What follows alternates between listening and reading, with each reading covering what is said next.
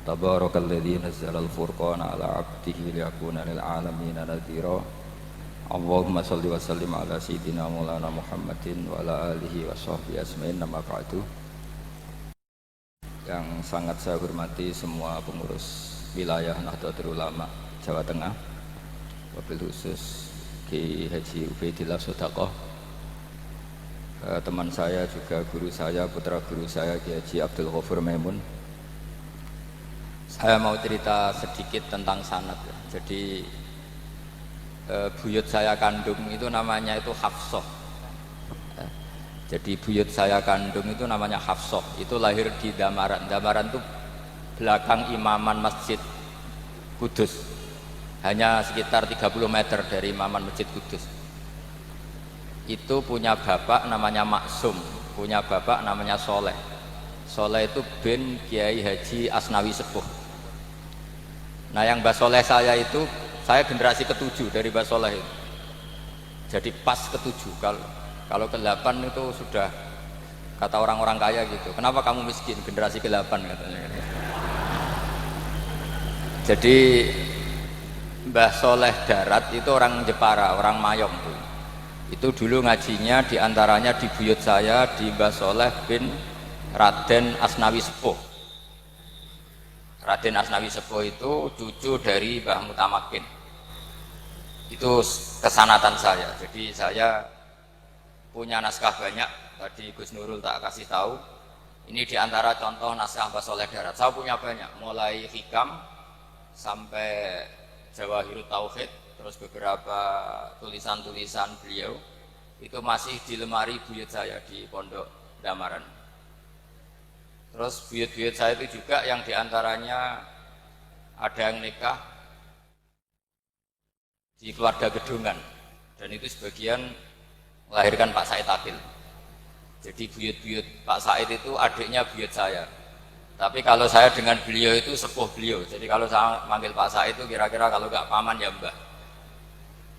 Kenapa saya cerita ini? Karena diantara ikatan sanad itu dzurriyatam ba'duha min ba'd. Ada keterikatan cara berpikir berdasar sanad. Tadi seperti yang dikatakan moderator, laulal isnadu laqala man sa'a ma sa'a. Andai kan tidak ada sanad, maka orang akan berpikir agama sesuai maunya. Dan itu bahaya sekali, karena agama ini riwayat seperti tadi yang dikatakan, inna hadzal ilma dinun fanzuru amman ta'khuduna dinakum. Saya punya sekian contoh cara berpikir sanad dan cara berpikir rasional. Di akhir Ihya itu ada cerita tentang rojak, dan ini pasti di luar dugaan sampai, karena sanad itu cara berpikir itu ya ikut saja. Yaitu ada 2 orang ahli neraka dipanggil Allah dalam keadaan di borgol, ditanya sama Allah, enak di neraka? Jawabannya pemuda itu ya, wah Gusti ya, di neraka kok enak? Ya jelas gak enak. Ya sudah, kamu kembali lagi ke neraka. Dugaan kita kan pasti anak ini gak mau. Ternyata enggak, dia lari sekenceng-kencengnya menuju neraka. Semangatnya Masya Allah. Makanya ini sekaligus ijazah, kalau disuruh masuk neraka yang apa? Semangat. Oh itu Tuhan akhirnya tanya, loh kamu tak suruh ke neraka kok semangat? Gusti, saya ini sudah kapok. Ketika di dunia kalau jenengan nyuruh sholat saya lelet, jenengan menyuruh kebaikan saya lelet. Sebagai bentuk kapok saya ke neraka saya semangat supaya saya nurut, barokahnya semangat menuju neraka. Ya sudah, di surga saja ya. Makanya ini nanti kalau kamu disuruh masuk neraka yang apa? Semangat. Karena kita di dunia itu ada di akhir Ihya. Artinya itu kan di luar dugaan kita. Cara berpikir seperti itu di luar dugaan kita. Akhirnya dia jadi ahli jannah. Cerita kedua ya masih di bab yang sama. Yang satu disuruh enak di neraka, ya enggak Gusti, sudah kembali lagi ke neraka. Si orang ini tolak itu. Terus ditanya sama Allah, kenapa tolak? Ya Allah, ketika engkau memanggil kami ke surga, saya tidak pernah ngira kalau akan engkau kembalikan lagi ke neraka. Ya sudah, kamu di surga saya karena husnudzon sama saya. Ini berarti ada 2 sanad. Lucunya sama-sama benar. Yang semangat ya benar, yang lelet juga benar. Maka kamu punya dua pilihan. Nanti kalau disuruh masuk neraka, bisa semangat, bisa apa? Leleh. Dan semuanya nanti di surga. Artinya begini, sanad itu apa ya? Enggak yang kita duga. Makanya saya mohon siapapun yang mencintai agama ini harus banyak baca. Jangan nuruti emosi, kemudian emosi itu di atas namakan agama. Di Sahih Muslim itu ada cerita, ini termasuk hadis pegangan kan Sahih Bukhari Muslim. Itu ada cerita seorang sujud sama Allah itu kan banget baiknya, sangat baik. Kemudian yang sujud ini diinjek oleh pemuda yang nakal, diinjek. Ketika diinjek, yang sujud spontan ngomong begini, fa wallahi la yaghfiru Allahu laka, demi Allah, Allah tidak akan maafkan kamu. Di luar dugaan, tentu kalau nggak ada sanad, omongan ini normal karena nginjek orang apa? Sujud. Tapi di luar dugaan, Allah mewahyukan ke Nabi di zaman itu, disuruh bilang sama orang yang sujud itu, Allah ngendikan, manggal ladzi yata'alla alayya alla aghfira li fulan faqad ghafartu lahu wa ahbattu amalah. Siapa yang mencatut nama saya bahwa saya tidak bisa memaafkan orang yang nginjek, Allah tersinggung karena namanya dicatut. Saya ini Tuhan bisa menyiksa dan bisa mengampuni. Kenapa sifat saya jadi satu hanya menyiksa? Sifat ampunan saya di mana? Itu kalau nggak sanad tidak bisa. Saya ulang lagi, Allah itu apa? Zat yang bisa yaghfiru liman yasha wa yu'adzibu man yasha. Tapi orang yang sujud ini hanya mensifati Allah satu, yaitu Allah pasti menyiksa. Dan Allah tersinggung. Bagaimana mungkin saya Tuhan hanya berstatus bisa menyiksa, tidak bisa mengampuni? Akhirnya orang ini disalahkan, malah yang sujud tadi bilang ke orang itu, sujudnya saya hapus pahalanya, dan yang nginjek saya hapus dosanya. Tapi ya bukan berarti terus kamu boleh nginjek orang sujud, ya enggak. Artinya gini loh, saya hanya memperkuat moderator tadi, berpikir agama itu berdasar sanad. Kalau nuruti emosi pasti kita akan setuju Allah tidak ngampuni yang menginjak. Tapi berdasar sanad, berapa orang yang dulu melukai Nabi, bahkan punya niat membunuh Nabi, akhirnya ditobati oleh Allah Subhanahu wa Ta'ala. Siapa yang nggak tahu cerita Suraqah, orang yang niatnya bunuh Nabi, ditobati Allah. Siapa yang nggak tahu cerita Khalid bin Walid, orang yang punya konsep untuk mengalahkan Nabi di perang Uhud, juga akhirnya masuk Islam dan diampuni Allah. Banyak lagi tokoh kafir yang dulu musuhi Nabi akhirnya ditobati oleh Allah. Sehingga ketika Nabi sangat marah ya dengan mereka yang kafir, malah ada ayat turun, laisa laka minal amri syai'un aw yatuba alaihim aw yu'adzibahum, bahwa wilayah mengampuni dan memaafkan itu wilayah Allah. Tentu kita secara syariat akan mengatakan yang nginjak itu salah, pasti itu. Kalau yang nginjak itu pasti salah, yang kafir pasti salah. Tapi jangan katakan kalau Allah tidak bisa menobati mereka. Lagi-lagi yang bisa mengertikan itu apa? Sanad. Kita ngaji di bab itu bahwa ada orang diinjak, ternyata Allah ketika yang sujud mengatakan wallahi la yaghfiru Allahu laka, demi Allah, Allah tidak akan maafkan kamu. Loh, mensifati Allah dengan satu sifat la yaghfiru itu Allah tersinggung. Karena Allah bisa yaghfir. Makanya ini penting sekali saya utarakan supaya kita ini bicara itu sesuai sanad. Karena andai kan tidak sanad, agama ini di logika, kemudian logika orang itu berbeda-beda. Maka kayak apa kacaunya agama ini?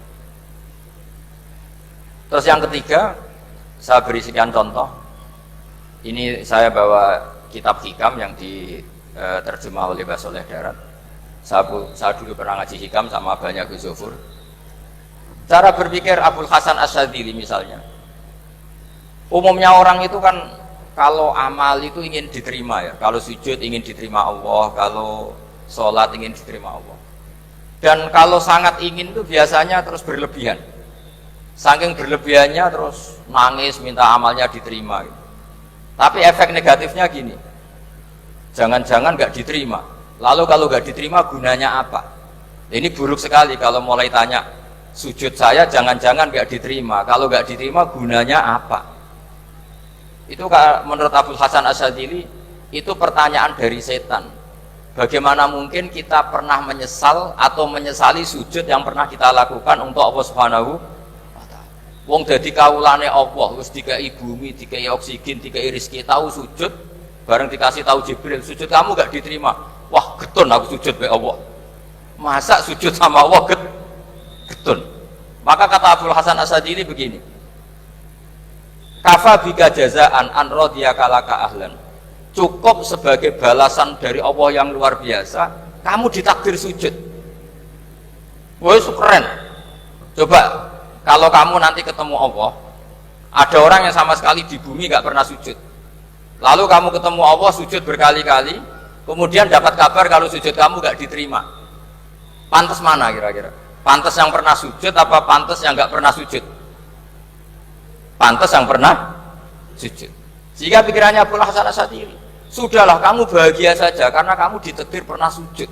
Itu satu anugerah Allah yang luar biasa. Kamu gak perlu terganggu diterima apa gak diterima. Karena kalau kamu terganggu itu nanti lama-lama mengatakan apa gunanya sujud kalau tidak diterima. Dan itu setan menang kalau sudah ada pertanyaan apa gunanya sujud. Nah, makanya disebut min syarril waswasil khannas. Kata Abdul Hasan Asadili, waswas di sini adalah setan ngeridu kamu supaya kamu ngeset semua ibadah kamu, jangan-jangan kamu gak diterima. Kemudian kamu menyesali semua ibadah yang pernah kamu lakukan. Betapa buruknya kita. Wong ngamal apik kok disesali.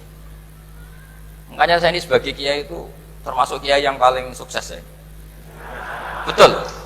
Karena perasaan saya itu sudah sukses dulu sebelum nyata sukses apa enggak ada penting. Saya sering motivasi santri yang ngapalkan Quran 10 tahun enggak hafal-hafal. Nanti kalau ketemu Allah tetap keren. Pernah ngapalkan kitab saya? Pernah Gusti. Hafal tidak. Tapi kan keren pernah menghafalkan. Daripada sampai ditanya, pernah ngapalkan Quran? Tidak. Kok hafal lagu dangdut? Nah itu posing sama jawabnya. Tapi kalau santri saya, pernah ngapalkan? Pernah Gusti. Di mana di Guswa? Hafal? Enggak. Pede saja? Enggak. Tapi saya mencintai kitab engkau dan bukti cinta saya tak hafalkan. Cuma nasib tidak memihak saya Gusti, kan masih lumayan itu.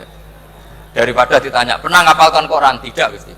Jebule apal lagu dangdut, yang ibu-ibu apal harga cabai, naik turunnya harga berambang. Ini harga sembako hafal, tapi kalau Quran tidak hafal. Nah, pikiran-pikiran kayak Abdul Hasan Asadili itu harus kita kembangkan. Makanya saya suka sekali ketika Mbah Mun yang sekarang diteruskan Gus Wafi meresmikan Thariqah Sadiliyah. Ya cerminannya kitab Hikam itu yang diterjemah Mbah Soleh Darat. Karena Hikam adalah murid Abdul Abbas Al-Mursi. Beliau adalah murid Abdul Hasan Asyadili. Jadi gampangannya kalau sampai ingin tahu cara berpikir Abdul Hasan Asyadili itu ngaji Hikam. Karena Hikam itu cucu muridnya Abdul Hasan Asyadili. Dan itu cara berpikir gampang sekali. Misalnya hubungan dengan Allah. Ilahi kullama akhrosani lu'mi antokoni karomuka. Ya Allah, ketika saya terbungkam oleh kesalahan-kesalahan saya, sampai saya ini merasa tidak pantas minta, tidak pantas memohon sama engkau karena dosa saya banyak. Tapi kata beliau, antokoni karomuka. Tapi saya berani melafadzkan doa itu berdasar rahmat kamu tidak terbatas. Dan itu indah sekali kata-katanya. Ilahi kullama akhrosani lu'mi antokoni karomuka. Jadi kulama akhrosa sekirane bungkam disononi iso apa lumi sifat elek antoko mongko dari iso bungkam niki iso apa barang sifat lomane dan itu dipraktekkan semua ulama. Ya nafsula taknati min zallatin azumatin al kaba'ira fil kufrani kalamami.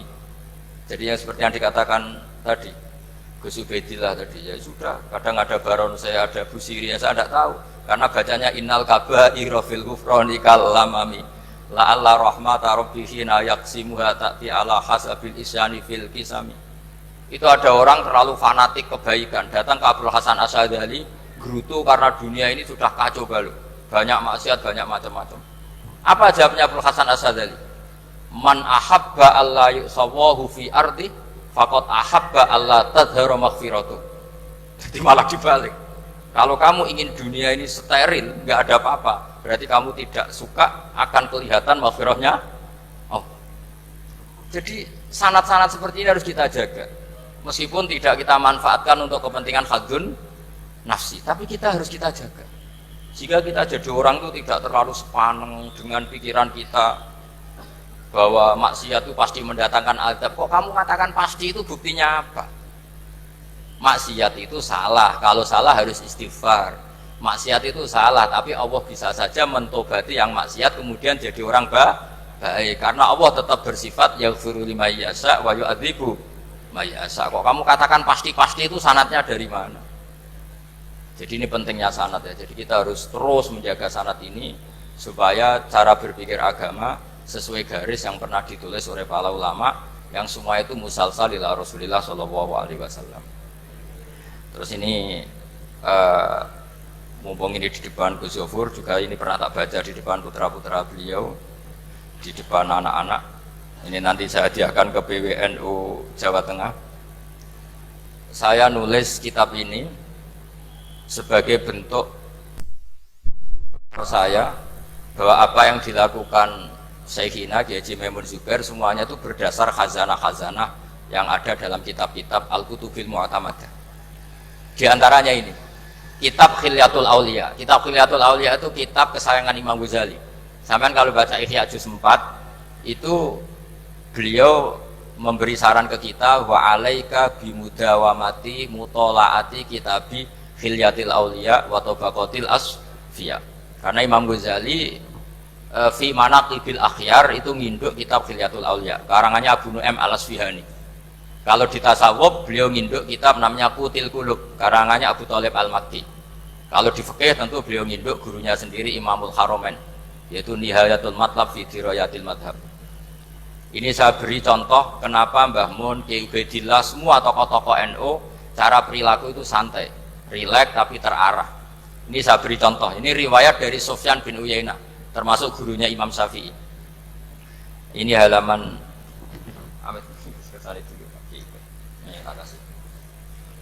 yang pengurusan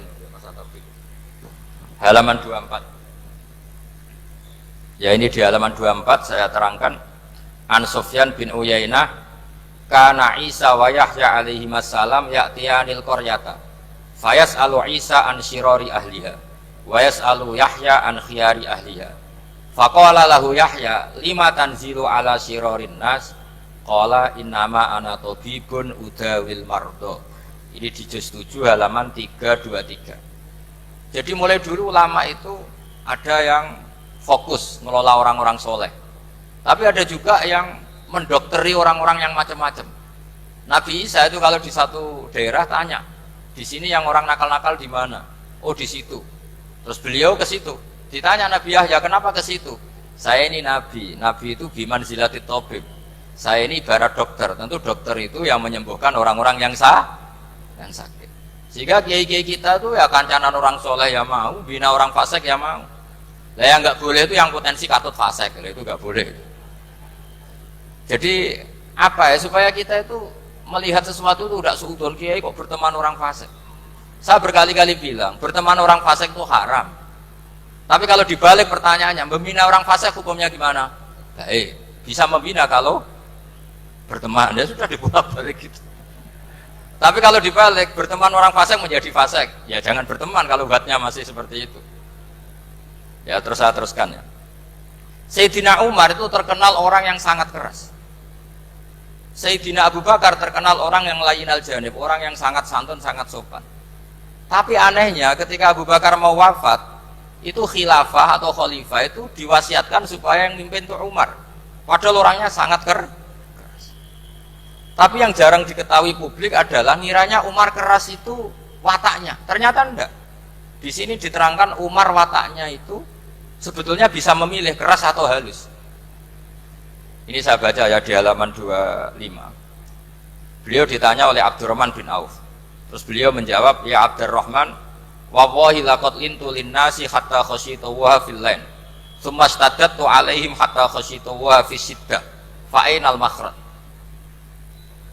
Terus di sini saya terjemah, saya saat lunak juga takut sebab lunak bisa dianggap pembiaran, tapi saya juga takut Allah saat keras sebab keras jangan-jangan termasuk tanfir, orang lari dari kebenaran. Ya misalnya gini, sampean punya anak putri atau punya ponakan pacaran, datang ke kamu sama cowoknya, kalau kamu lunak pasti keponakan kamu ngira wong Pak D gak apa-apa, padahal Pak D saya itu kiai, ternyata saya gak ditegur. Lunak itu punya akibat dianggap pembiaran terhadap maksiat ya. Tapi kalau kamu keras, wah nak nenggonku tak wantemi watu, kan gak pernah ke kamu, bagaimana bina wong sowan saja gak berani. Artinya efeknya sama, terlalu lunak ya punya efek tidak bisa bina, terlalu keras juga punya efek tidak bisa bina. Maka kata Sayyidina Umar, fawallahi laqad lintu linnas hatta khasyitu wa fillan. Artinya saat bersikap lunak saya takut Allah, karena lunak bisa dianggap pembiaran terhadap maksiat. Tsummastatatu alaihim hatta khasyitu wa fisiddah. Ketika keras saya juga takut, karena kalau terlalu keras bisa tanfir, bisa orang lari dari kiai, dari orang soleh. Makanya dalam guyonan-guyonan ulama itu ada preman jagongan di orang-orang fasik. Ditanya, kenapa kamu jagungan sama orang fasik? Kenapa tidak jagungan sama orang soleh? Habis orang solehnya marah-marah terus. Lah ini ramah. Makanya saya milih yang ramah saja. Gitu. Itu meskipun guyonan, tapi pelajaran bagi kita. Karena ya memang Quran seperti itu. Walau kunta fadzan ghalidhal qalbi lan faddu min haulik fa bima rahmatin minallahi linta lahum. Terusnya itu. Jadi apa ya? Nah ini kalau nggak ada sanad nggak bisa. Gak ada sanad gak bisa, pasti kita berpikir sesuai keinginan kita. Maka ada ancaman yang keras, man fassaral Qur'ana bi ra'yihi falyatabawwa maq'adahu minan nar. Jadi saya mohon sanad-sanad seperti ini kayak yang dikatakan Umar tadi. Wallahi laqad lintu linnas hatta khasyitu wa fillan. Tsumma istadadtu 'alaihim hatta khasyitu wa fis syiddah. Jadi kita akui bahwa dalam lunak juga ada sekian problem, dalam keras juga ada sekian problem. Terus kita bikin satu metode, satu manhaj yang kira-kira ya sa'iqal lisyaribin, atau yang lebih dikenal dengan Islam wasatiyah. Ada tawazun, ada tasamu, ada macam-macam. Ya, saya kira demikian. Assalamualaikum warahmatullahi wabarakatuh.